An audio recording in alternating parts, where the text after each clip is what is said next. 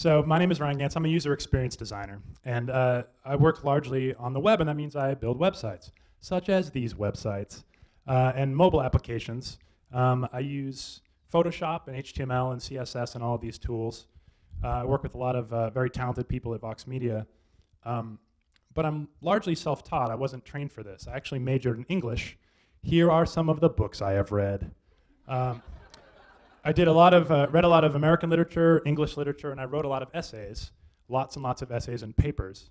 And for a long time when people would ask me, I wasn't clear on the connection between these two things. And I had this kind of narrative, and I would say, well, yeah, I majored in English, that didn't work out well, but I always liked computers, and now I'm a web designer. And they would say, oh, can you help me fix my email? And I would say, yeah, I guess, but...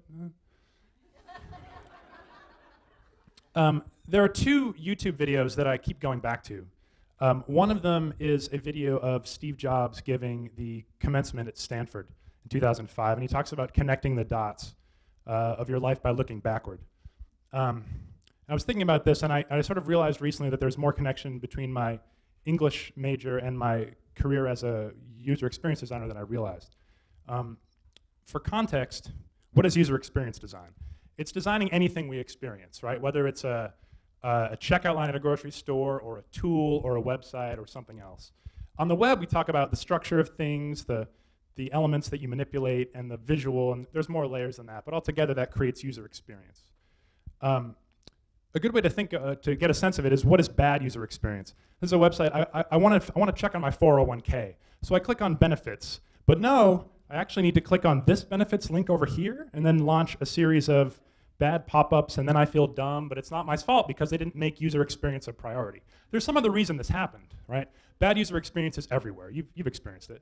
Airports, right? Particularly after 9/11, not just you sort of taking off all your clothes and walking awkwardly through things, but TSA agents were really frustrated. Please take your laptop out of your bag. They would say it over and over, and finally they smartened up and said, oh, we have to put a sign up that prepares people to do that so we don't get frustrated.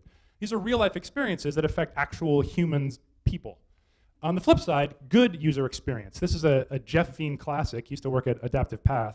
And the people at HeyNet have apparently reduced the needs of their users to, do you need hay or do you have hay, right?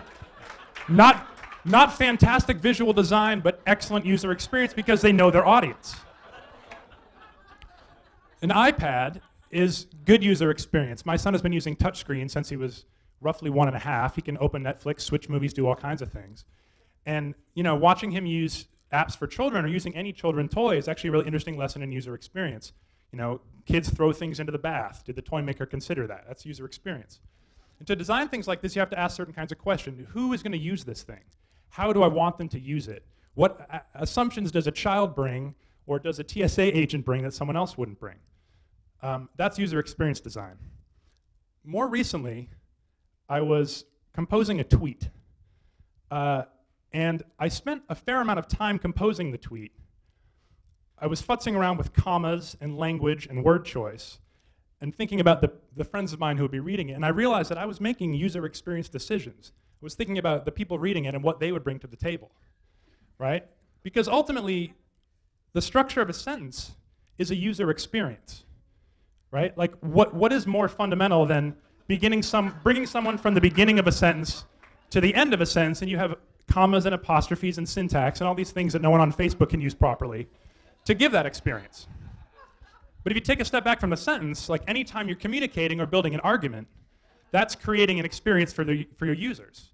My 10th grade English teacher, Janet Kearsley, retired recently, and she used to talk about structuring the introduction to an essay using an inverted triangle, right? Going from the broad topic to the specific thesis.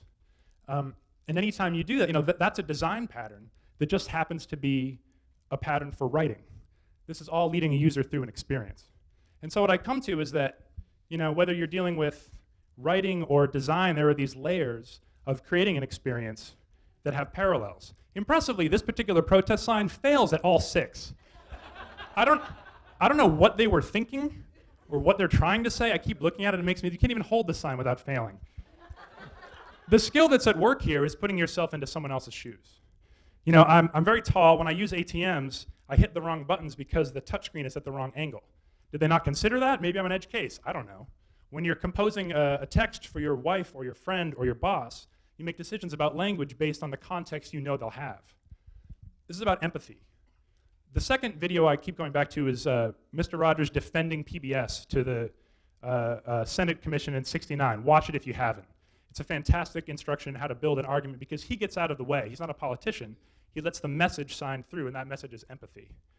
There's a quote I love from John Keats, poet, who says, "We hate poetry that has a palpable design upon us."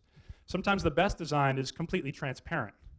And what I'm realizing now is that authors and poets and architects and people in customer service even and web designers are all creating user experience. They're all user experience designers. And as a person who's going through experiences, you can actually ask yourself, it's kind of a funny exercise, but to what extent am I aware that I'm being designed to? Mr. Rogers is toward this end of the spectrum. Yo Gabba Gabba is this way. And just note, I got Matisse, Toole, and Paul Krugman into the same diagram. Achievement unlocked. I'm fortunate enough to work at a company where all this kind of comes into play. We're a media company.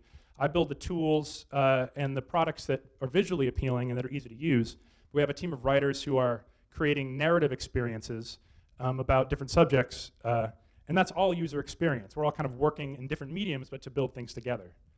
And not just in your work or the things you make, whether you're composing an email to someone or deciding how to start a conversation or building a thing, you are creating an experience for another human being. So be thoughtful about it, because that's a big responsibility.